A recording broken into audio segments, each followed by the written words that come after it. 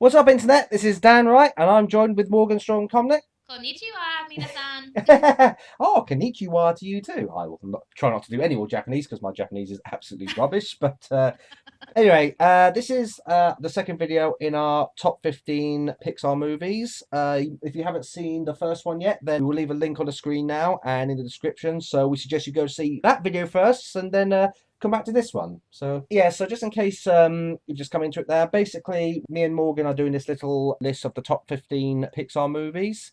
Again, just to warn you, there may be spoilers ahead. Oh, one thing I forgot to mention in our first video, which I probably should mention just for the sake of clarity, is when we say Pixar movies, we're not including like Pixar shorts. We're just including feature length movies because if we included like the Pixar shorts, that'll probably be an entirely different list in its own thing, probably. But well, that and I haven't seen every single Pixar short, so there would only be so much that I could I see from that. But I haven't either, but I will say the few I have seen are beautiful. yeah. Anyway, let's move on. So this will be numbers 10 to 6. We've already done 15 to 11. So let's get back into it. So number 10, if I had my way, I'd personally put this up a bit further up the list because I think this is an absolutely fantastic film. But judging by Morgan's slight smirk, I think she's probably going to think differently. But No, you're anyway. fine. You're fine. So number 10, we have Finding Nemo.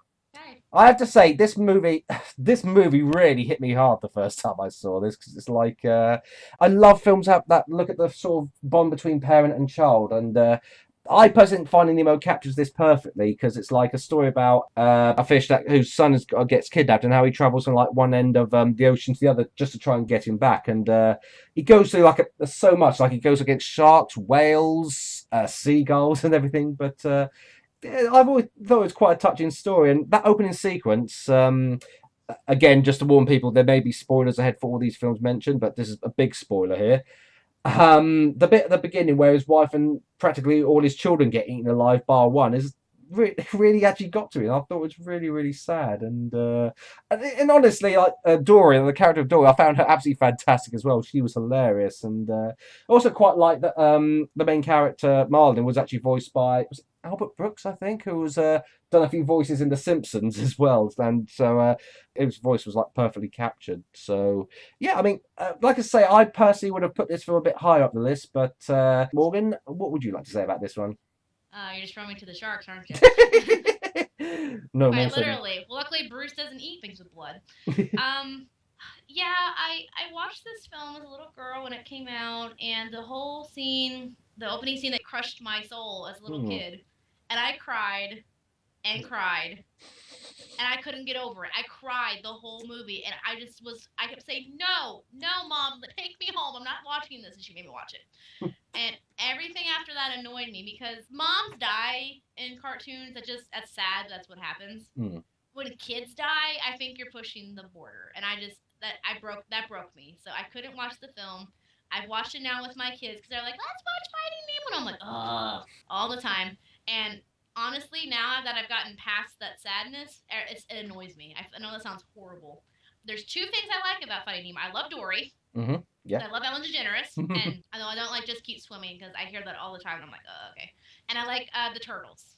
Oh yeah, the turtles were awesome. The dude, yeah, I like that. So, I know everybody loves this film. I know it's a very high-grossing film. I apologize, but it literally crushed my soul at age 10, and you can't build your soul up from that. So, No, sorry, definitely. Nemo, you crushed my soul, so you're sushi in my book. Oh, that's a little bit harsh. Well, sorry. Well, if it makes you feel any better, then I think I'm about to be crushed for this next one, actually. So Okay. looks like we're both going to be thrown to the sharks in this case. All right, so number 9, we have A Bug's Life. Oh my God. This is going to sound really harsh, but I personally think this is one of the more forgettable Pixar movies, in my opinion, because honestly, I don't really remember a lot about it, and it could just be maybe because when I saw this film, it came out at the same time as another film called Ants, which a lot of people was basically said is virtually the same sort of story as A Bug's Life, and Ants is basically a rip-off. The thing is, though, I thought the exact opposite because I actually saw the film Ants before I saw A Bug's Life, and at the time I didn't know that Ants came out after A Bug's Life, so I kind of saw A Bug's Life as a rip-off of Ants, so. Yeah, I don't know. I mean, aside from Kevin Spacey as Hopper, who was a fantastic villain, I don't really remember much about this film. So, yeah, I personally would have put this a bit lower down the list, unfortunately. But yeah, so I apologise to any Bugs Life fans out there, but I just don't really like this film that much. Sorry. No, there's nothing wrong with that. I agree. It's more one of the more forgettable films. There's not anything really that sticks to you or heartfelt as we keep talking about. But I like it because I think it's the second Pixar film after Toy Story. I think it's the second one ever made. Yeah. So I just remember being small and it just applied to my age range, and it's just a fun story. It makes me smile. And Yeah. just I love the characters. The circus bugs crack me up. Again, is it my favorite? No, but it's just like if I want to just sit down and relax and to not really think about something, it's a good movie for that. So I really like Bugs Life for that, and I really wish they would have done a sequel. And fun fact about ants, it came out on my birthday Oh, cool. originally, and I saw it, and I personally liked A Bug's Life better. But I mean, that's just my opinion. So, but Yeah. it's definitely worth just a fun little watch, especially if you have little ones. It's a good little film. Excellent. Fantastic. Okay, right. Well, moving on to number eight, and funny enough, you mentioned that Bug's Life was the second Pixar film. At number eight, we have the film that started it all, the very first Toy Story. You've got a friend in me. Well, what can I say about this film that hasn't been said for about a million times? I mean, it is just a classic. This is the film that set the blueprint for every Pixar movie to follow, or probably even every animated film to follow after that.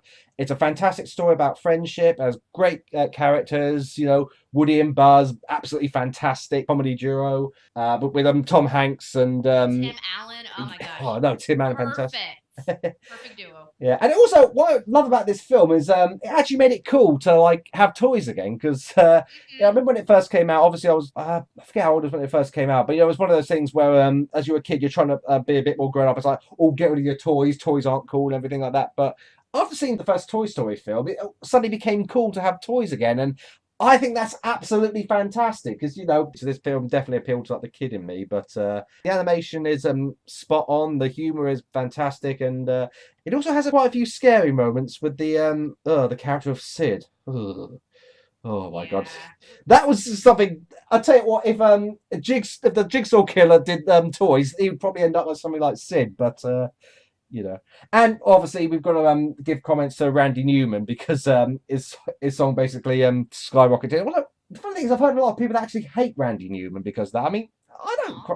I don't know why. Because I actually think Randy Newman's quite like cool, and I really like that song. So I don't know why some people hate it. If you're a fan of Randy Newman or not a fan of Randy Newman, then please let us know in the comments below because I'd love to know why people dislike him so much because I don't see it. I don't really know him that well other than Toy Story, so but I mean I think he did a good job with the film. So Exactly, yeah. fun fact: Toy Story 4 is confirmed. You guys don't know that, so that's Yay! exciting. And Randy Newman is confirmed to do a song for that movie. Did you Yay! know it's a prequel? Oh, excellent. Yeah, it's gonna be Woody and Bo's love story. Ooh, interesting. Yeah, it was confirmed I think about 2 weeks ago. Our publisher sent it to us, or my publisher sent it to us. So I can't wait. That'll be really exciting. Yeah. Well, if it's to be anything like Toy Story 3, which we will get to We'll later get to on. that We'll get to that one, it is. But anything Toy Story related always gets a thumbs up from me. And then moving on to number seven. Again, this is another movie that I personally would have put higher on this list, but it wasn't to be, but that's all good. We have Monsters Inc., the original Monsters Inc. You're making me feel like I'm the bad guy. You're not. I mean, at the end of the day, I've said it before and I said it again. Pete Docter is probably my favourite Pixar director of all time, and it just so happens that all my favourite Pixar films are directed by him. So I personally would have put this higher on the list, but hey, that's just me. But Okay, go for it. wait, Monsters Inc. I think this was actually the second Pixar film I went to see at the cinema, and I remember going out with some of my mates from college, and no joke, I genuinely had to hide myself at the really sad bits because. That last bit with Boo and Sully, oh my god, you would not believe the amount of tears that fell from there. And I literally had to like hide from my college mates who bear in mind like quite big burly sort of blokes and like quite tough guys. And I was trying so hard not to show any emotion in front of them, but they must have known I was crying. I mean, I think anyone that knows me knows I'm the sort of guy that doesn't keep his emotions hidden. I'm wear my heart on my sleeve, but that aside, I do think Monsters Inc. is an actually fantastic movie. I mean, it's got a fantastic voice cast of John Goodman, Billy Crystal, Steve Buscemi. It's a Mhm. really strong voice cast. The animation is fantastic, and I think the characters are actually quite well developed. I mean, even like the quote unquote bad guys have enough tendencies to make you realise that actually Well, they are bad guys, but they're not necessarily bad in the sense they want to take over the world. They're kind of bad through circumstance, sort of thing. It's like the main bad guy's more like a big business. So even though he is a villain, I kind of understand why he was doing what it is, even though I don't agree with it. But the dynamics between Sully and Boo as well, that was just so heartwarming. And indeed, that last scene really did just hit me in the gut. But fun fact I have about Monsters Inc. One of my old jobs I used to work at. Our team names were actually named after Monsters Inc. characters, believe it or not. Oh, Yeah, cool. and I was in Team Celia. Yeah, I always wanted to be like Team Randall, Team Sully, but nope, wasn't to be. But yeah, so Okay. I love Monsters Inc. Great cast, great animation, hilariously funny, and got plenty of feels. But yeah, okay, over to you, Morgan. What do you think? Well, I have kind of a selfish reason that this was not very high on my list. Okay.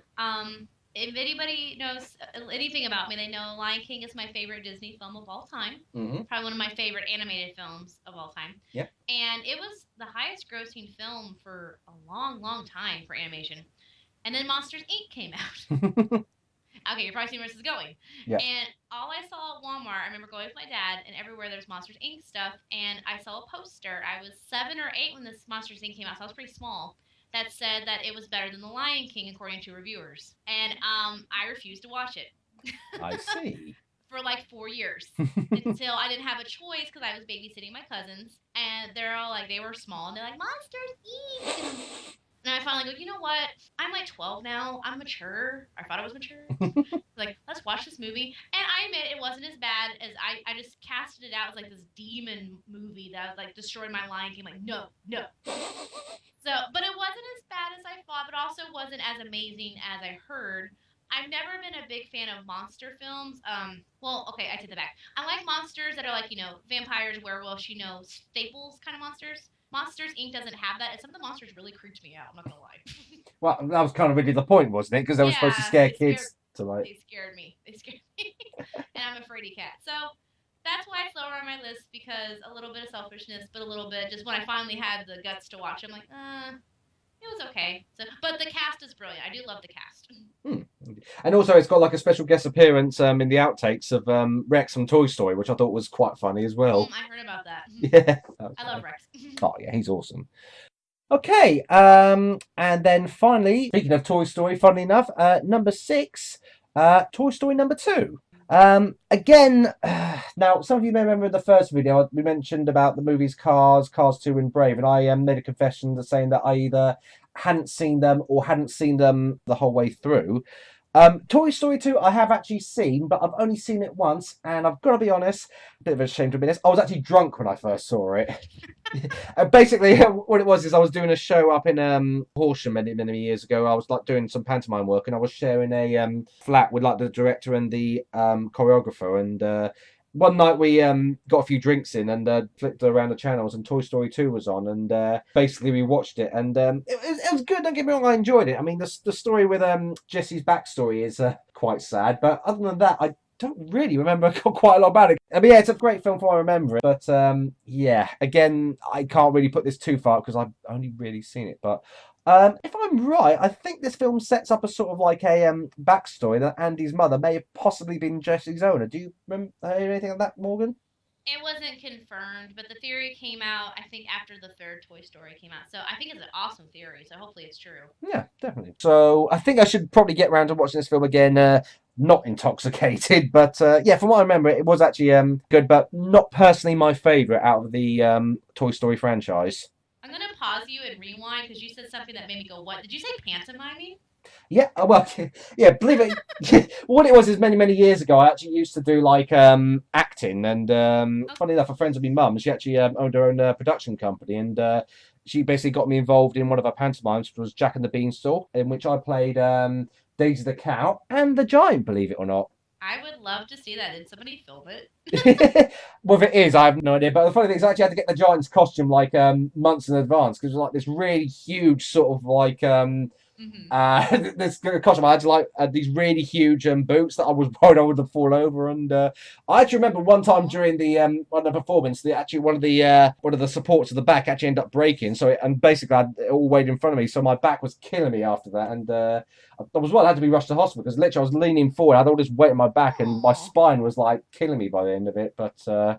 I carried on because that the old Show yeah, it's must go actually on. exactly the show must go on. But yeah, that's what I meant when I did my pantomiming. And then the next year, funny enough, I actually came back to do Peter Pan, where I was the crocodile and Nana the dog.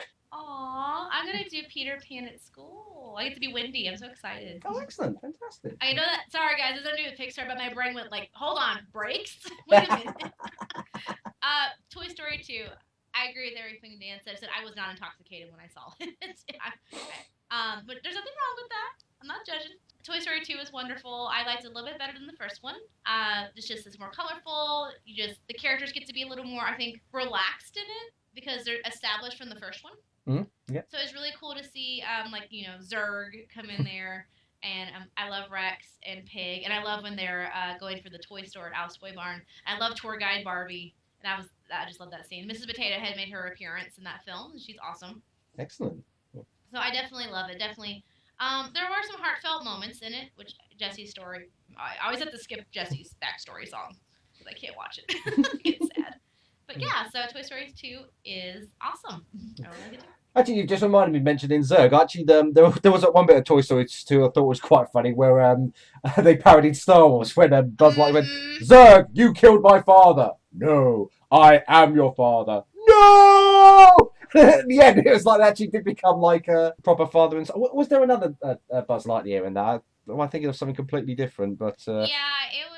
They were at the toy barn, and there's a whole aisle of Buzz Lightyears. And our Buzz, that one of them had a snazzy new space belt accessory you could buy, and so he went up there trying to get it. And then I guess the newer model, he also thought he was like from Star Command, and Buzz was like, "Don't tell me I was that bad." Then he gets stuck in the toy store and ends up with the toys. So yeah, he's the one, the newer Buzz that gets in with Zurg.